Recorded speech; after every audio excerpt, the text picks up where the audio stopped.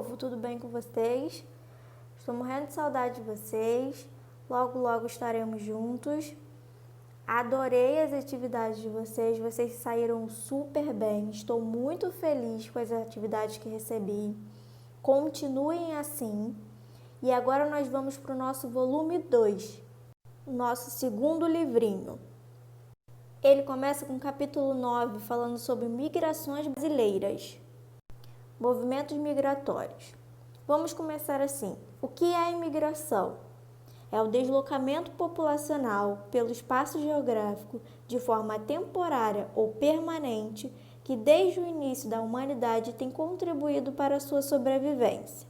Na sociedade moderna, os migrantes são caracterizados em imigrantes, aqueles que chegam a um local, e emigrantes, aqueles que deixam um local. Tipos de migrações.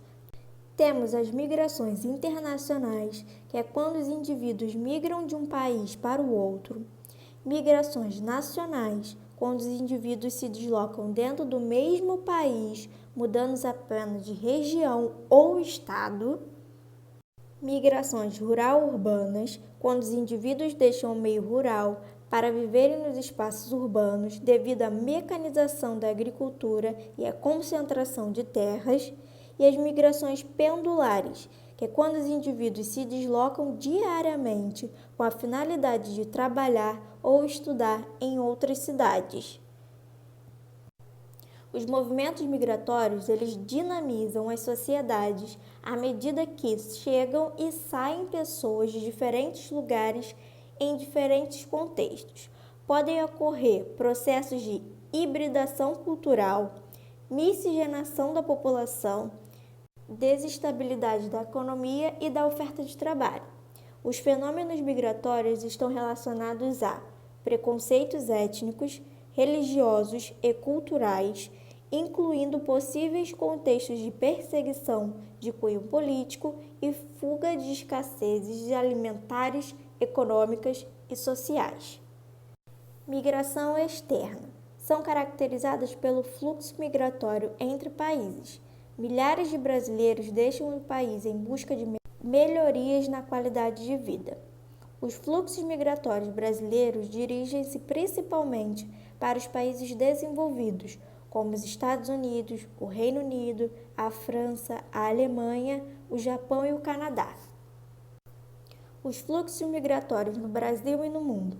Os fluxos migratórios podem ser desencadeados por diferentes fatores, como fatores econômico, político e cultural. No Brasil, o fator que exerce maior influência sobre os fluxos migratórios é o de ordem econômica, pois desde a antiguidade os indivíduos se deslocam em busca de melhores condições de vida. No contexto mundial, é possível elencar dois principais tipos de condicionantes: os fatores atrativos, que representam as vantagens disponíveis no local de destino, exemplo, melhores condições de vida, renda e emprego atraem migrantes para determinados países, principalmente os desenvolvidos. E os fatores repulsivos dizem a respeito aos problemas apresentados nos locais de origem, forçando a saída do migrante.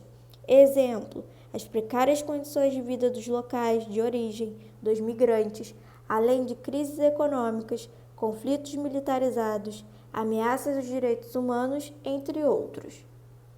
Os desafios enfrentados pelos migrantes.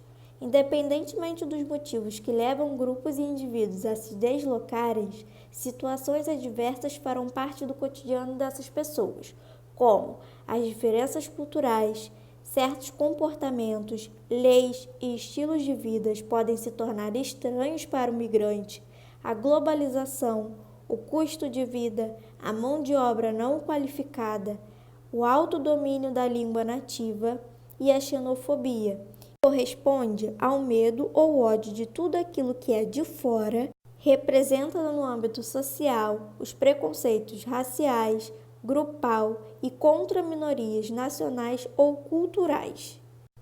Principais razões para a migração: fenômenos da natureza, muito comum após a ocorrência de desastres ambientais ou por causa de secas, frio intenso, calor excessivo e etc. Causas políticas ocorrem em grande escala ao longo de crises políticas, guerras, ditaduras e afins. Nesses casos, os imigrantes deixam o país para fugir desses conflitos e de suas consequências. Causas econômicas, quando o migrante sai em busca de melhores qualidades de vida, empregos, salários, muito comum em países ou regiões subdesenvolvidas. Causas religiosas, comum entre grupos sociais que migram para locais com os quais se identificam, como os muçulmanos que migram para Meca. Agora vamos para o nosso capítulo 10, que fala sobre a realidade agrária brasileira. A agropecuária engloba as atividades da agricultura e da pecuária. Essa prática se destaca na economia brasileira, sendo uma das mais antigas atividades econômicas do país. A agropecuária ela auxiliou na ocupação da formação territorial brasileira com a expansão das lavouras de cana-de-açúcar e de café, além da bovinocultura. Esse tipo de modelo produtivo agrícola sempre esteve aliado ao processo de desenvolvimento de modo capitalista da produção do Brasil. O potencial de crescimento decorrente do fortalecimento do agronegócio no Brasil é relativamente grande. Segundo projeções da Organização das Nações Unidas, a ONU, o Brasil tem todas as condições estruturais para se tornar o maior exportador mundial de alimentos. Vamos ver as condições. São extensas áreas agricultáveis ainda improdutivas, fatores naturais favoráveis ao cultivo, como clima, solo e relevo, agricultura bastante diversificada, centros de pesquisas de ponta, como a Embrapa, e mão de obra qualificada. No Brasil, existem dois cenários produtivos. A agropecuária tradicional, que tem por características, é praticada em pequenas e médias propriedades rurais. A sua principal produção é de alimentos básicos, como arroz, feijão, milho e mandioca. A lavoura é manuseada com técnicas rudimentares, como o arado, a enxada e a prática de queima para capinar. Mão de obra basicamente familiar. Quando há a criação de gado, ela é extensiva, é o gado solto. E a agropecuária moderna, que é praticada geralmente em grandes propriedades, apresenta monoculturas, isto é, o cultivo de um gênero agrícola por lavoura. A sua produção é majoritariamente voltada para exportação ou industrialização, como a laranja, soja, milho e cana-de-açúcar.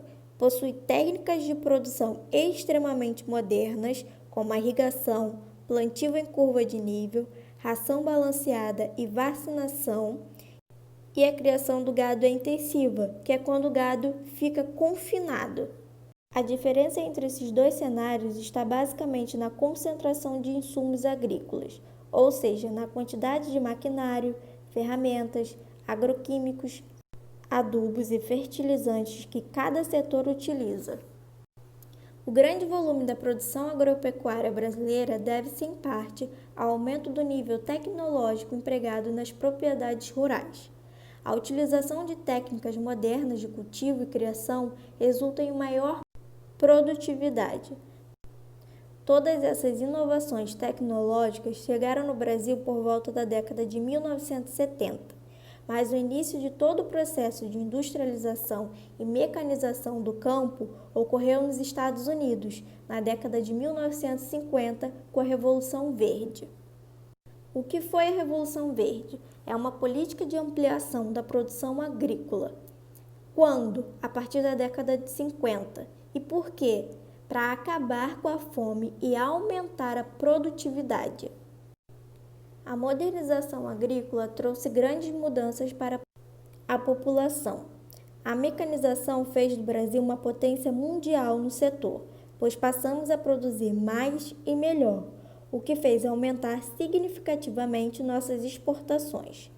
Proporcionou um crescimento econômico ao país, uma maior competitividade internacional e uma concentração de propriedade, pois por não conseguirem modernizar e, consequentemente, aumentar sua produção, os pequenos produtores acabaram por vender sua propriedade ou decretar falência, e isso intensificou o êxodo rural e a prática da monocultura.